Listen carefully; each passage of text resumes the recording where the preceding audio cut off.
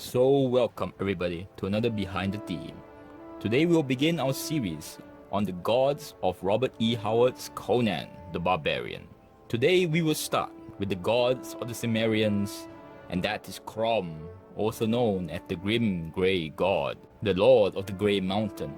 So let's get to it. Crom is worshipped almost completely by the people Conan descended from, the Cimmerians.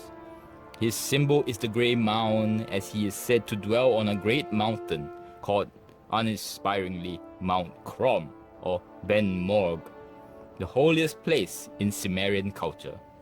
Crom rules over a cruel pantheon of gods who sends forth doom and death. But why then would people worship such a being, you may ask? Well, that is because Crom also bestows people at birth with the courage to survive, persevere, and vanquish adversity. In other words, Crom has given you all you need to survive a harsh world at birth, and after that, he does not care what happens to you. In fact, as Conan states, it is a bad thing to get Crom's attention, for more than likely he will be angry that you dare to bother him. This is because Crom sees prayer as a sign of weakness, and has little patience for the weak. Thus why, to not attract Crom's attention, he is not prayed to, but in a way invoked indirectly, such as in the form of an oath or a curse, such as when Conan says things like Crom and his devils. Basically, he does not try to get involved in the lives of mortals. That being said, he is always ready to pass a disapproving judgment, and more rarely, approve of courage and tenacity, especially if the human is too frail to succeed. Even for Conan, Crom has intervened once, when he saved him from a wizard, as it was a dishonorable death, and it is also speculated that Crom is saving Conan for a more honorable death, involving overwhelming odds, heaps of mangled corpses, and rivers of blood. Now, as a deity whose followers do not want his attention, it makes sense that Crom has no established clergy, rituals, and sacrifices devoted to him.